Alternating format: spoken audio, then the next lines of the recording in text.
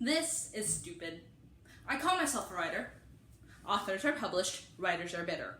I call myself a writer, but I don't write. It's not to say that I can't. I'm actually pretty good at it. But I don't really care what anyone else thinks. My writing is incredibly scrutinized by me. I fall down black holes of research just to make sure whatever 80s pop culture reference I use is perfectly accurate. If the reader doesn't like it, well, screw them. I'm the worst kind of writer. One who writes for themselves. That's not what I mean by this is stupid. If I thought writing a book was stupid, I'd be doing things differently. For instance, I'm in a hotel room for the weekend, and the first things I pack: some Ambien for insomnia, Adderall for ADHD, Xanax for anxiety, cigarettes for boredom, and a bottle of Johnny Walker for fun.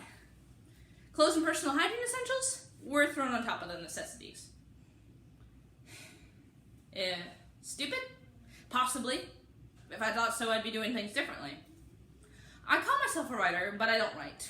Or at least, I don't write what I need to write. Because the stuff I get paid to write, well, that's just enough to justify the label. I call myself a writer because I have several books, screenplays, sketches, and a million other things written in my head.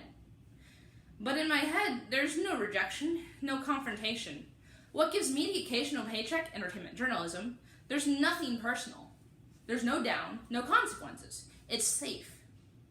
This weekend, however, not about being safe, hence the drugs and the alcohol. It's time. It's only recently turned midnight in the last 15 hours or so. So, I'm gonna pop some Ambien, some Adderall, some Xanax, a few Stellas, and a quarter of a fifth of Johnny Walker. I'm a writer, I don't do math. Yeah, I'm not John Belushi or Chris Farley, because contrary to popular belief of those who know me, I want to live. But see, that's the problem. I want to live. He calls himself a writer. Mike Henneberger is an entertainment journalist who has dealt with anxiety, depression, self-medicating, and alcohol for most of his life. He has one thing that keeps him going, however, and that's his love of writing. His struggles show other people that we are not the only ones who are messed up in the head, and that there are writers who are afraid of writing. He was afraid to write his book, Rock Bottom at the Renaissance, by Mike Henneberger. This hotel I'm staying at is in the middle of Times Squares in New York City. Can someone please tell me who enjoys Times Squares? It's because I want to live that even though I was committed to sitting here drinking and writing, I left. I walked out of my hotel room knowing very well what was on the other side. Tourists. Lots and lots of tourists. Actually, I don't hate tourists. I haven't been in New York for very long, so I'm nowhere near native enough to say I hate tourists. It's just, I hate people, and I'm definitely native enough to this planet to know I hate people. I hate people and I hate crowds, hence the Xanax and the cigarettes. Like I said, I don't believe a writer must drink or do drugs to be good, but I must drink or do drugs to write. I'm not better, and I'm not more creative. It's just I'm more in touch with my emotions. I'm not a bitter person when I'm sober. No, I'm not a bitter person when I'm drunk either. It's just my mind. It's more in touch with my emotions.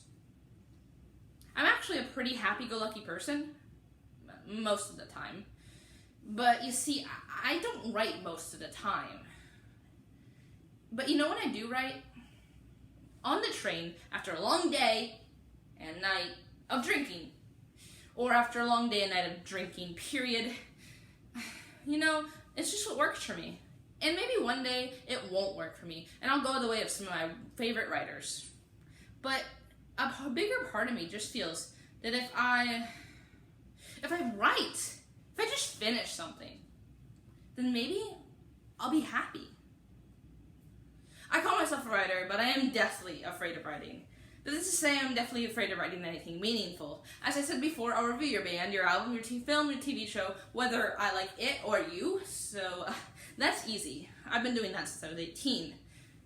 It's this stuff that's hard. And actually, it's not even that it's hard. It's like the difference between telling the person you're dating, "Hey, I like you," versus I love you. It's jumping off. No, scratch that. It's the difference between telling the person you're dating, "Yeah, I like the band Bright Eyes," versus telling them, "I love you." See, that's where the difficulty varies. Writing for real scares the hell out of me, but I have to do it. Even now, this stuff is all garbage. It's a journal for one weekend. A weekend of lonely, depressed, sad overindulgence. Of all the pills I've taken, none of them have been my prescribed antidepressant. Before writing that sentence, I got up, poured myself a Walker in a glass, broke an Adderall pill, and grabbed some Xanax. I want to stay up. Adderall. I want to write. Scotch. I want to calm down. Xanax. Oh my gosh. My heart has not stopped racing all weekend. It's probably the Adderall. I know I was going to be alone this weekend. Of course, I hope for the best in life, but in my life, I've learned I'm rarely that lucky. 3 days ago, I was that lucky, but, you know, I've got my alcohol, I've got my drugs, I've got my cigarettes, I've got a few pages of writing. It's a start. See, I do have more important things to say, and I have a book I want to write about the Army, but that's really scary. The consequences of that book are just way too heavy for me to approach it. When I write it, however, it might be the most important thing I have ever written in my entire life. Well, it has to be. For me. No, not just for me. For all the kids going through the stuff I saw kids go through. But I'm scared. I call myself a writer because, well, I do write. And also because every second of every day, I think about writing. I think about it, and I fear it. Times Square is interesting. It's a different kind of interesting to most people than it is to me right now. And thanks to the Adderall, Xanax, and Scotch, it's probably a different kind of interesting to me right now than it would be at any other time. I'm not sure there will ever be a time where I can come to Times Square without having Adderall, Xanax, and alcohol running through my veins. Times Square is like being in that Willy Wonka invention that puts you in the TV, except you're only in commercials. Was that a thing in Willy Wonka? Seems like it was. Maybe in the book. In the book, I'm sure there was a kid that got eaten by squirrels. Maybe I made that up too. I had to get out of my room. Having anxiety is like having the walls closing in on you, even when there are no walls. And the walls, they're closing in. I couldn't be back in the hotel room, and for some stupid reason, Adderall, Xanax, and Scotch thought this would be fun. They thought this would be a good idea. They thought it would help. Well, at least in my room, the walls, they're one tame color, not flashing or yelling at me to buy what they're selling.